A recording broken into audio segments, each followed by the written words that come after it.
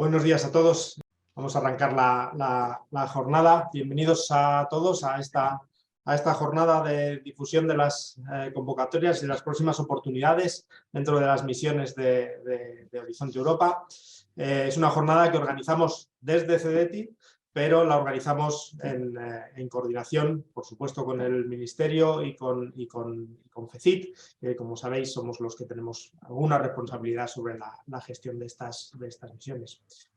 Para empezar y para inaugurar esta jornada tenemos con nosotros al director general de Planificación de la Investigación, de la Secretaría General de Investigación del Ministerio de Ciencia e Innovación, Gonzalo Arévalo. Gonzalo, cuando quieras.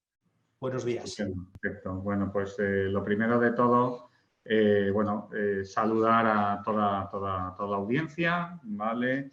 Veo que tenemos registrados pues, casi 300 personas. Entonces, lo primero, dar los buenos días a todos y disculpar este pequeño retraso. Entonces, lo primero de todo que me gustaría es agradecer al CDTI, de verdad, por la organización de este evento, que además, pues, en el marco temporal es muy adecuado, bueno, para poder afrontar el reto de las próximas convocatorias en torno a las misiones. Como creo que todos sabéis, CDTI es a nivel estatal nuestra agencia financiadora de referencia de innovación, pero también, yo creo que lo compartimos todos los que estamos aquí, es uno de nuestros principales activos cuando hablamos de internacionalización de la ciencia y de la innovación y, en particular, cuando hablamos de la participación española en los diferentes programas marco.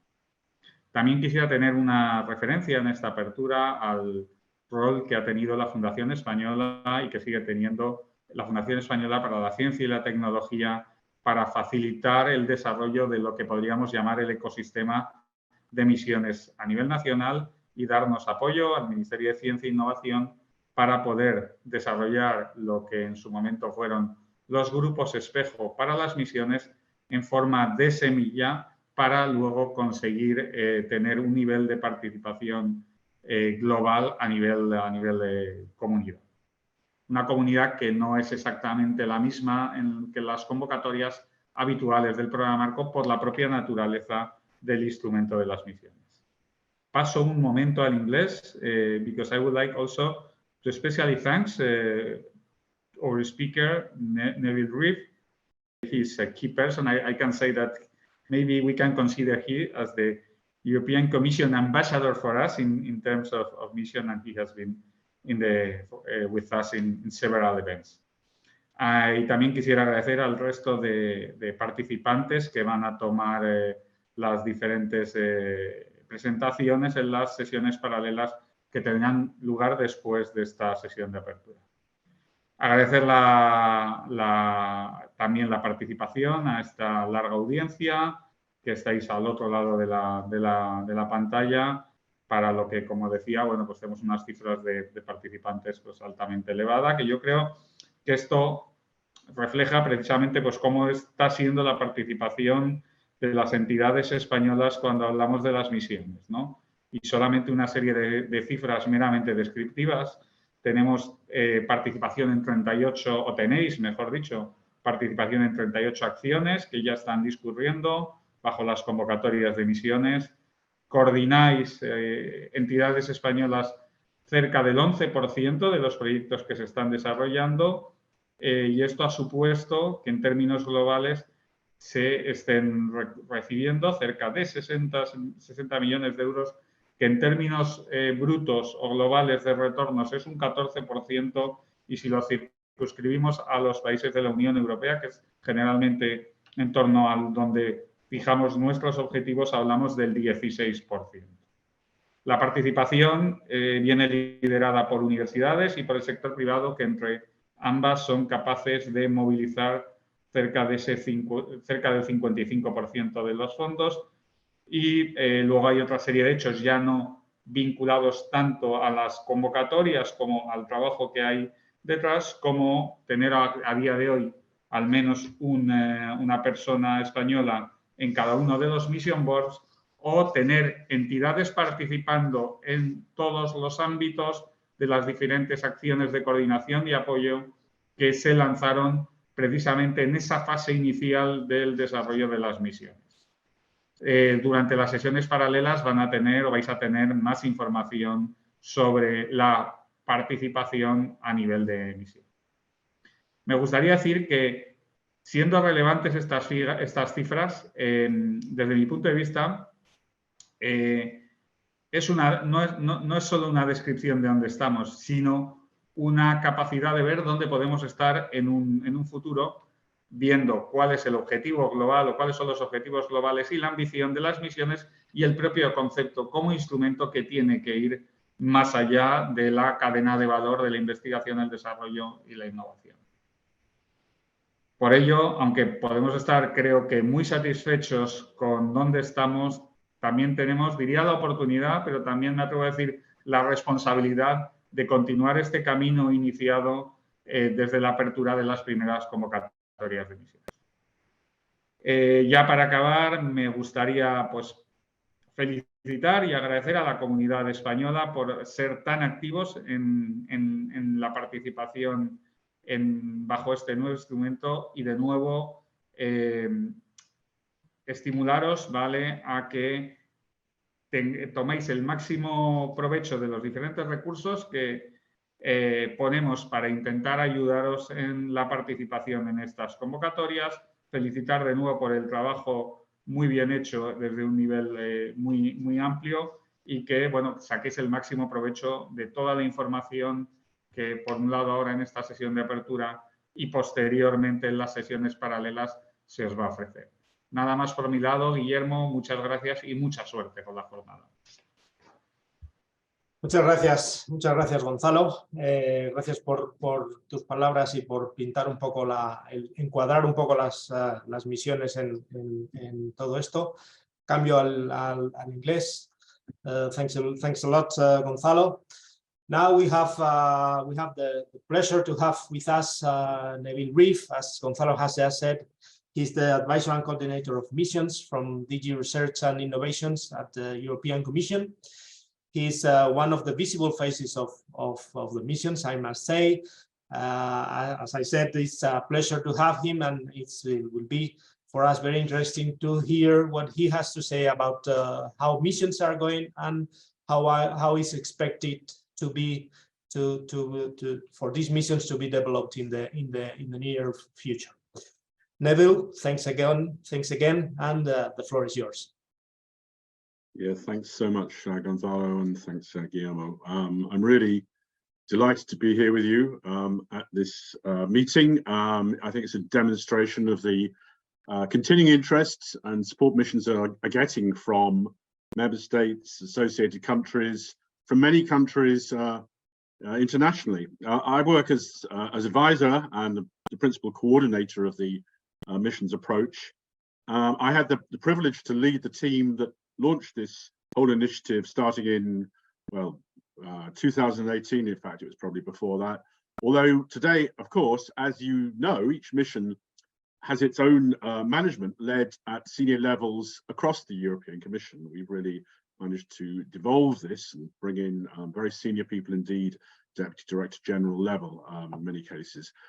And although we're at an early stage, I think the evidence is mounting to show that the initiative is on track and progressing towards the goals in 2030.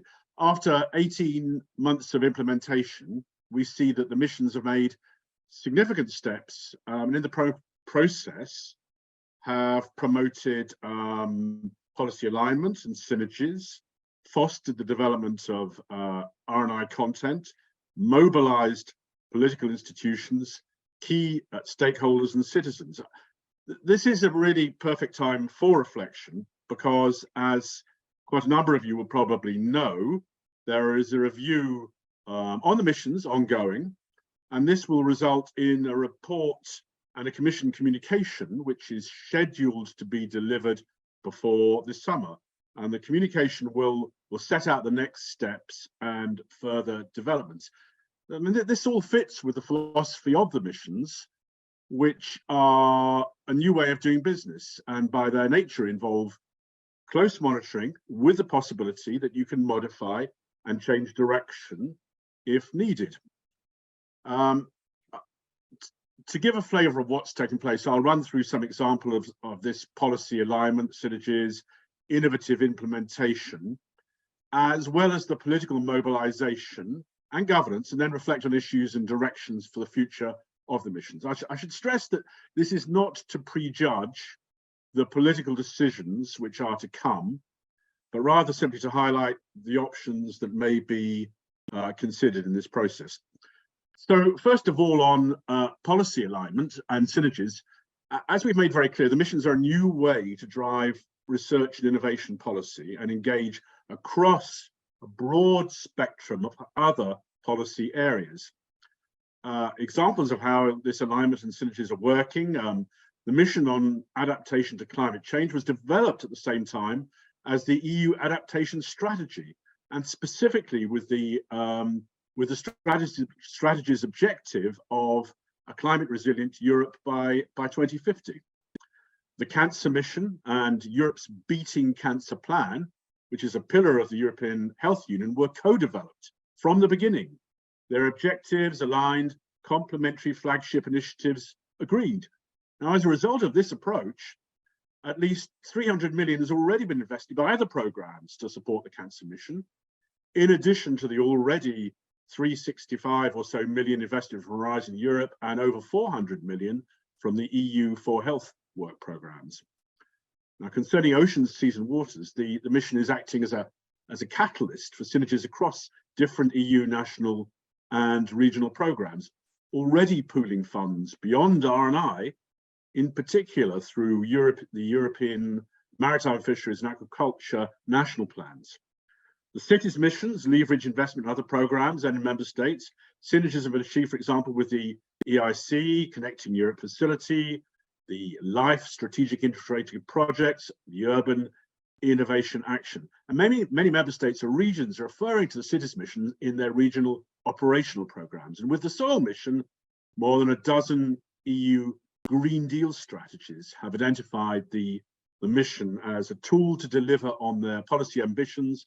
And together with the soil strategy and the EU Soil Observatory, the mission forms part of a framework for soil protection and restoration. This really is a combining of different policy initiatives and actions.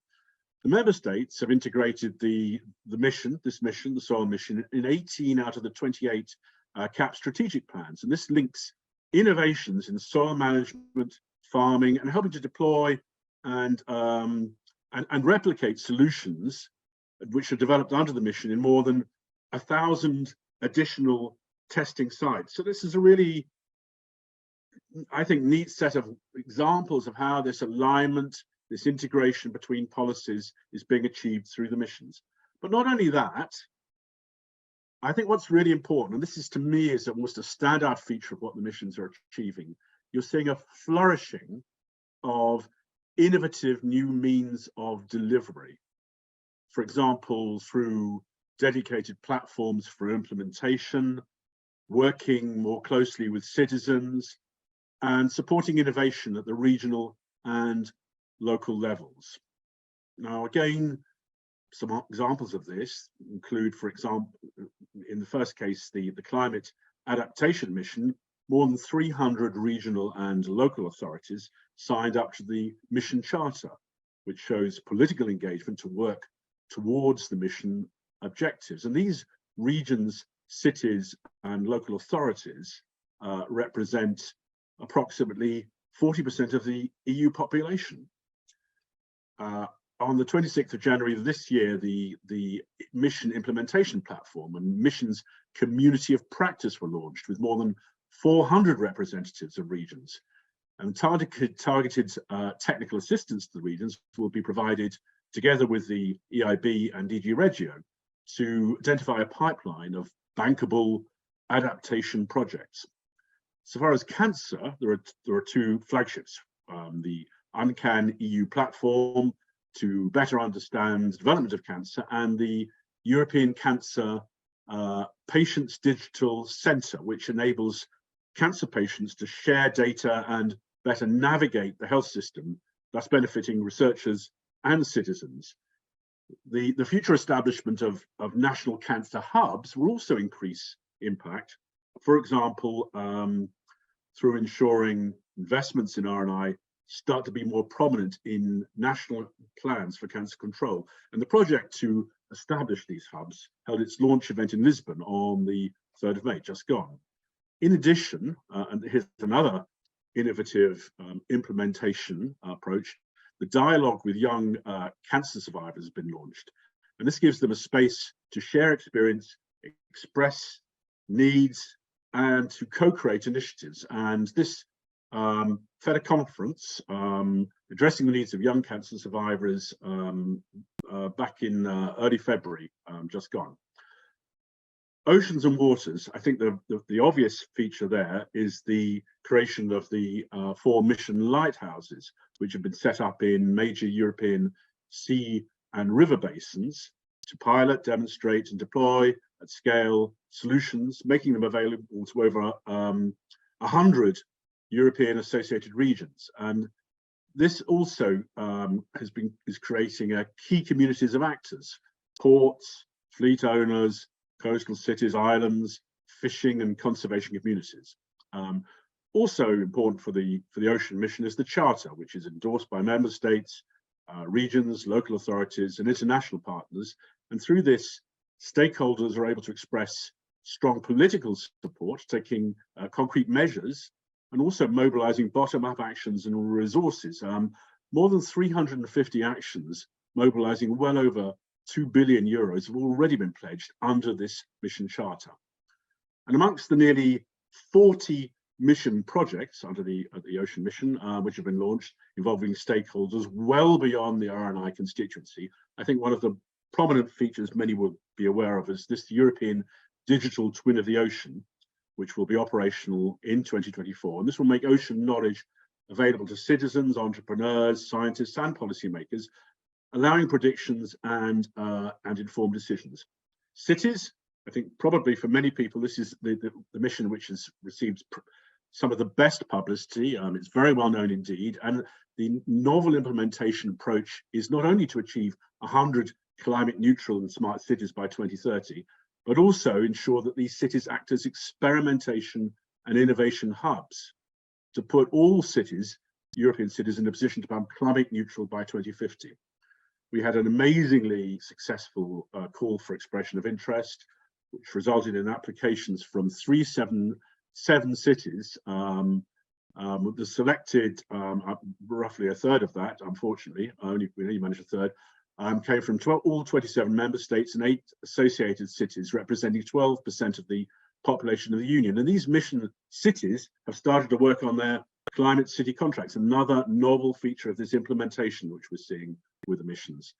With the help of the mission platform, and the objective is to be awarded by the Commission a mission label if the climate city contract is reviewed positively. This will acknowledge the quality of the process the cities have developed and should facilitate access to EU and national funding and finance, and particular to private investment. Soil, finally in this little list, the Soil Deal for Europe mission, there is the goal of establishing another novel feature, 100 living labs and lighthouses by 2030, really kickstarting more than 200 sites for co-creation of locally adapted solutions to address soil challenges in urban and rural areas. Regions and municipalities have also shown the commitment by signing the Mission Soil Manifesto, also developing territorial soil management agreements for soil health.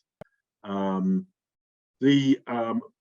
finally mention one other feature of the soil mission is by integrating soils into spatial planning and promoting soil education, working hand in hand with teachers, trainers, advisors, and students. The mission supporting the new European Bauhaus initiative and the European Year of Skills. Now, that was a little list. I hope I've been able to illustrate some of those novel implementation modes.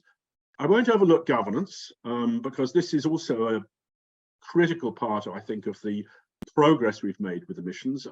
Novel implementation also involves a comprehensive governance structure. some of you, of course, will be aware of how we've created these mission managers, deputy mission managers, to steer the mission with the support of the 5 secretariats. Been 2 modes of mission boards, providing strategic advice and expertise. And inside the commission, we have mission owners groups, really open to all, allowing people to work together, put their hats to one side, and co-create and help to manage the missions process.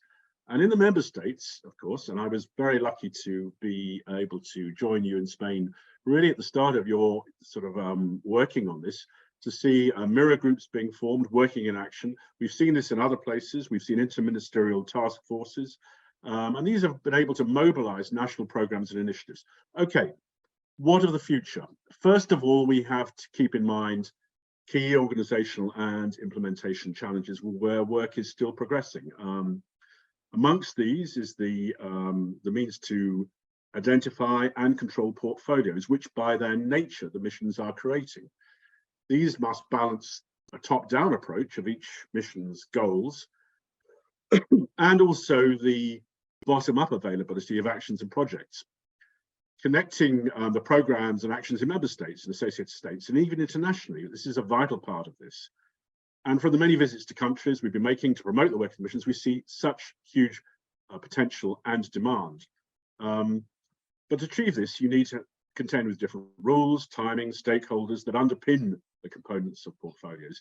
The scale is complex, multiple levels between missions and Horizon Europe, with the actions of past framework programs, across EU programs, and as I've said, with the actions and policies of member states and associated countries. But it's a hugely interesting and innovative piece of work. Our first steps to build the capacity to map potential and relevant contributions. For example, the introduction of a mission tag at the European level has been discussed. We're working on this to identify regional, national, European activities or funding contributing to the missions. But it's not enough simply to map the actions. We also need to build bridges which operationalize synergies. We're not talking of some vast and rigid machine here. It requires a subtle blending of what's desirable with the possible. Our link to the portfolios discussion is one on monitoring, which should involve different stakeholders and citizens capturing progress on the delivery of the missions, including levering funding from other funding programs and private finance. New indicators are needed with work also in progress to develop these. Also relevant, part of this whole story is the need to link governance. If you seek to build a portfolio from multiple components drawn from multiple sources, it's a key objective to give control to those who make the contributions. Governance, portfolio building and monitoring are all intimately linked, which is why we've embarked on a pioneering piece of work with the OECD to study these issues and learn from others' implementation. And at this point, I should also mention the TRAMI project, Transnational Commemoration on the Mission Approach, which is a key part of the puzzle to work with member states and associated states to share and learn experience. So what are the next milestones? Well, I've mentioned the assessment, which we are concluding. It's looking at the process, governance, budget, focus, progress to date, and also looking at the mission areas. The results will be available before the summer. But I should add that the missions were already endorsed over these past years through Council conclusions, a resolution by the European Parliament, and the opinions by the Committee of the Regions and the European Economic and Social Committee. One of the issues at stake, of course, will be the funding, since it was stipulated this could not be increased beyond the initial 10% of Pillar 2, nor could any new missions be added until after the review. But obviously, I can't really say anything today about the outcome of this reflection, but it comes very soon indeed. What I can say is that, assuming a positive outcome of the review, the Horizon Europe Work Programme 23-24 will be amended, and missions actions for 2024 will be added, with these due to be launched in the first quarter of 2024. That's an update of the work programme for the missions, first quarter of 2024. The missions work programme for 2025 follows the same timetable as the rest of the Horizon Europe package, and this will follow the strategic plan 2025-27, which will be adopted in the first quarter of 24. So we will see in 2024, first of all, the update to the missions work program, assuming the review goes well. And then we will see a strategic plan. And then following that, I think it's probably going to be in the early part of 25, because of course the timing of the new commission is important here. We will see the missions work program for 2025. As we head into the summer, you'll see some of the major events that are becoming a standard for promoting the awareness and engaging stakeholders, such as on the 30th of June, the Mission Forum for Climate Adaptation will be organized under the Swedish presidency.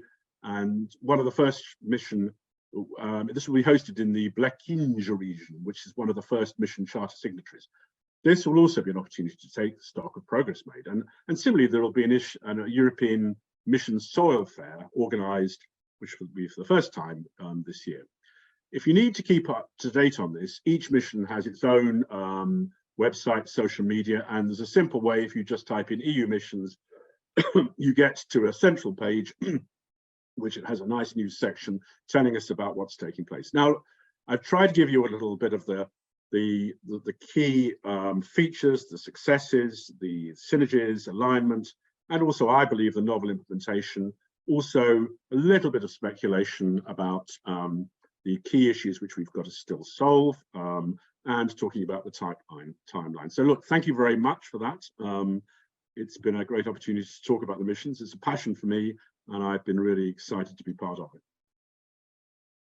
Thank you very much, Neville. It shows that it's your passion, and every time we hear you, it's a very inspiring,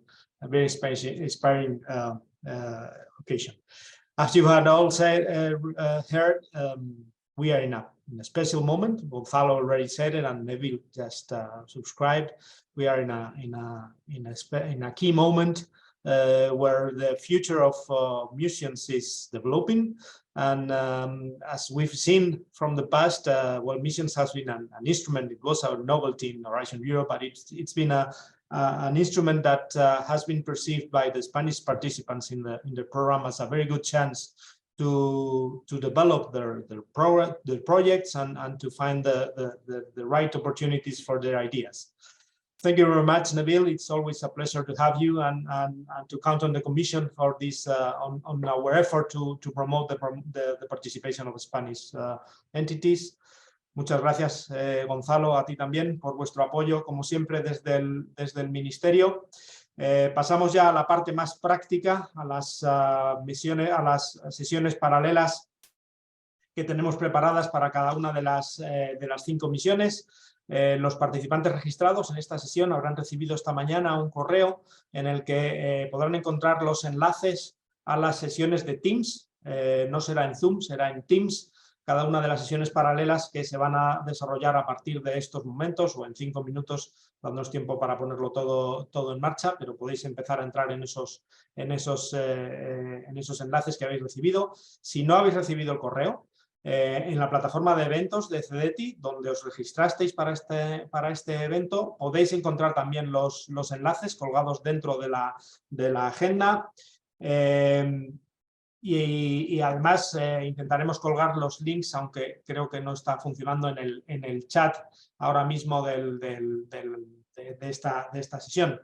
Nada más, muchas gracias por vuestra atención. Esperamos que las sesiones paralelas sean fructíferas para vosotros y os podamos dar información interesante para vuestros futuros proyectos.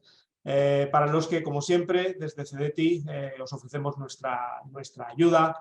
Estaremos encantados en apoyaros, como hacemos en todas las convocatorias de Horizonte Europa. Para nosotros las misiones sigue siendo una parte de Horizonte Europa y para ellos brindamos todo nuestro apoyo a través de nuestros NCPs, como es habitualmente, ayudándonos a identificar oportunidades y a mejorar vuestras propuestas, que al final es nuestro objetivo, que las entidades españolas sigan participando con tanto éxito en estas convocatorias. Nada más, muchas gracias y os vemos en las sesiones paralelas. Gracias.